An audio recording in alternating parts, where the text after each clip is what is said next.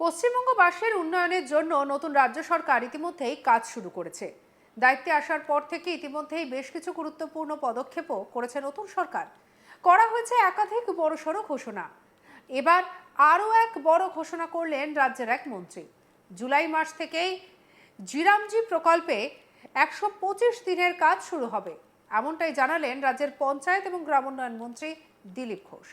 হাওড়ার উলুবেড়িয়া 2 নম্বর ব্লকের জোয়ারগড়ি গ্রাম এই প্রকল্পের উদ্বোধন করেন তিনি। কোদাল হাতে কাজ করতেও দেখা যায় মন্ত্রীকে।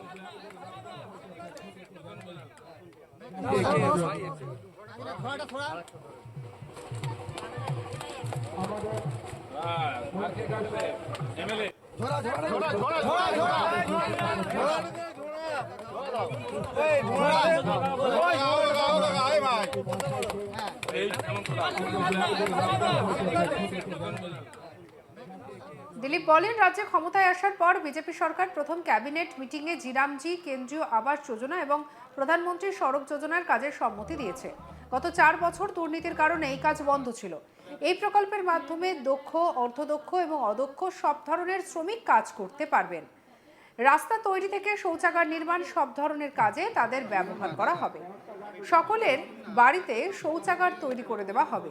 তিনি আরো বলেন, একমাত্র ভোটার লিস্টে যাদের নাম আছে তাদের সব ধরনের সুবিধা দেওয়া হবে। আর যারা এদেশে অনুপ্রবেশ করে সব ধরনের সুবিধা ভোগ করছিল তাদেরকে কোনো সুবিধা দেওয়া হবে না, তাদেরকে সীমান্তের ওপারে পাঠিয়ে দেওয়া হবে। কি বলছেন দিলীপ ঘোষ? অনেক কিছুই বন্ধ ছিল, গরিব মানুষকে বঞ্চিত করা হচ্ছিল।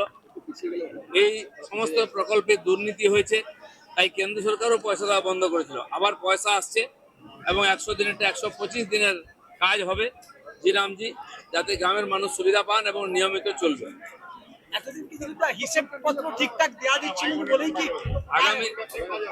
আগামী দিনে সব হিসাব ঠিক হবে।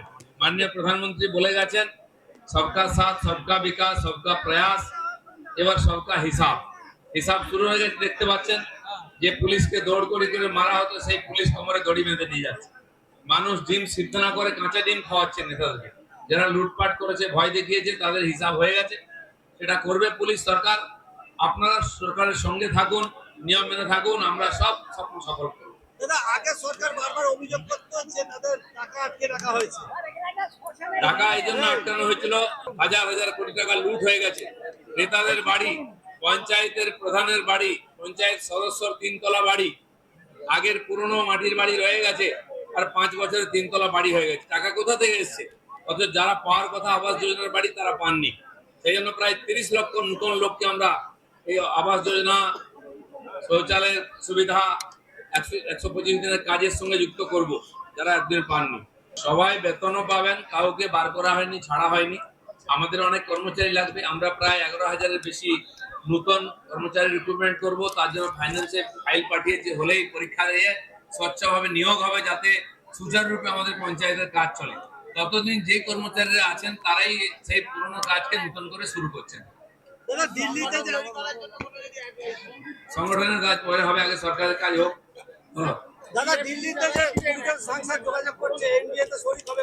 না, ওরা যোগাযোগ করছেন। অনেক লোক টিএমসি থেকে বেরিয়ে যেতে চাইছেন, পরিবারবাদ থেকে তারা আলাদা করে পার্টি করে। তারা যদি মনে করেন এনডিএর সঙ্গে আসবেন, সেটা আমাদের যারা নেতারা তারা ঠিক করবেন, নেবেন কিনা।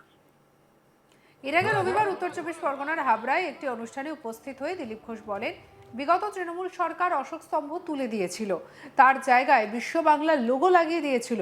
গোলের মধ্যে একটা বনবন করে ঘুরতো। পশ্চিমবঙ্গ কি ভারতের বাইরে নাকি? এটা কি বাংলাদেশ হয়ে গেছে নাকি? বিগত তৃণমূল সরকারের উদ্দেশ্য ছিল জাতীয় সঙ্গীতের বদলে সোনার বাংলা গান গাওয়া, জয় বাংলা স্লোগান হবে। ভোটের সময় বাংলাদেশ থেকে নায়ক নায়িকারা এসে প্রচার করেছেন। দিলীপ ঘোষের আরও সংযোজন, ভোটের আগে এসআইআরে 91 লক্ষ মানুষের নাম বাদ গিয়েছে। তৃণমূল নেতাদের নির্দেশে বিএলওরা এই কাজ করেছেন। আপনারা ডকুমেন্টস দিয়েছেন, কিন্তু বিএলওরা সেই ডকুমেন্টস জমা দেননি, তাই আপনাদের নাম বাদ হয়ে গিয়েছে। আমরা বলছি কেউ বাদ যাবেন না, যাদের নাম বাদ গেছে তারা আবার নাম যুক্ত করতে পারবেন। সবাই এখানে থাকবেন। কি বলছেন দিলীপ ঘোষ, শোনাবো। ধর্মের কল বাতাসে লড়ে, আর পাপ বাপ কেউ ছাড়ে না। এই যে 91 লক্ষ লোক ভোটার লিস্ট থেকে বাদ গেছে, 2-1 লক্ষ তার মধ্যে আছেন যাদের ভুল ভ্রান্তি করেছে, টিএমসি করিয়েছে, যারা বিএলও ছিল তাদের দিয়ে ডকুমেন্ট নিয়ে গেছে, জমা দেয়নি, তাই আপনার নাম আসেনি। চিন্তা করবেন না, আগামীবারে নাম আসবে, আবার ডকুমেন্ট দেবেন। কেউ নাগরিক থাকবে না, কাউকে এখান থেকে যেতে হবে না। রাস্তাঘাটে চলাফেরা কথাবার্তার মধ্যে হচ্ছে পরিবর্তন। আর যারা ওই অহংকারে মদমত্ত হয়ে এই ধরনের ব্যবহার করতো, কথাবার্তা বলতো, তাদের কি দুর্দশা আজকে। চলতে গিয়ে পিছনে দেখছে কেউ নেই, পিসি একা আছেন, ভাইপো তো খুঁজেই পাওয়া যাচ্ছে না। একদিন বেরিয়েছিলেন বিরক্ত দেখাতে, কাঁচা ডিম খেয়ে বাড়ি গেছে। আমার হাতে প্রাণী সম্পদ উন্নয়নের দায়িত্ব আছে। হরিণঘাটা একটা প্রাণী সম্পদ বিকাশের মধ্যে পড়ে, ডিম বিক্রি করি আমরা। আমি ভাবছি ডিমের এত ডিমান্ড বেড়ে গেছে কেন হঠাৎ। পচা নেই, ভালো ডিম, পচাবার সময় কোথায়? আনছে আর মারছে দামার দম। আজকে মদন বাবু কাঁচা ডিম খেয়েছে।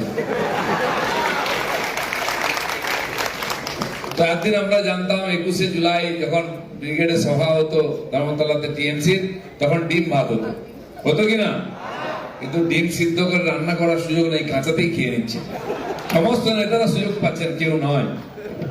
এই আমাদের পঞ্চায়েত বিভাগেই প্রায় 11,000 পোস্ট আমরা অ্যাডভার্টাইজ করবো চাকরির জন্য, আগামী মাসে হতে হবে। এরকম সমস্ত দপ্তরে হবে। কেন্দ্রের টাকা কোথায় যেত কেউ জানে না। আমরা দেখতে পাচ্ছি কোথায় গেছে। আগে বলতো টাকা নেই, দেখা গেল পার্থবাবুর ফ্ল্যাট থেকে টাকা বেরোলো। এখন তো পাট ক্ষেতের ভেতর থেকেও টাকা বেরোচ্ছে। টাকা নেই এটা বলা যাবে না, আছে, খুঁজে বার করতে হবে, খোঁজার চেষ্টা চলছে। আর নেতারা পুলিশকে তাড়া করতো, পুলিশ কখনো আলমারির পেছনে লুকোতো, টেবিলের নিচে লুকোতো। পুলিশের তাড়াকে খাটের তলার থেকে বেরোচ্ছে, আজকে হয়তো এখন কাপড়ের গালার তলার থেকে বেরোচ্ছে। এটাই সময়ের ফের খালি সব হয়। প্রথম দিনেই 28 লক্ষের বেশি মহিলাদের নামে অন্নপূর্ণা যোজনার টাকা পৌঁছে গেছে, একবার সুইচ টিপে। বাকিরাও পাবেন। হ্যাঁ, মাস্টার মশাই স্ত্রী, তিনি 1500 টাকা পান, বিউটি পার্লারে যান, এটা হবে না। পান খাওয়ার জন্য পান, বেড়াতে যান, এটা হবে না। যে সত্যি সত্যি যার প্রয়োজন আছে সেই পরিবারকে আমরা টাকা দেবো। তার জন্য সার্ভিস স্কুটিনি শুরু হয়ে গেছে। আর এই যারা বিদেশি ঢুকে পড়েছিল তারা কোনো সুবিধা পাবে না। সব জায়গা থেকে ভোটার লিস্ট থেকে বাদ গেছে, সমস্ত সরকারি সুবিধা থেকে তাদের মাইনাস করা হবে।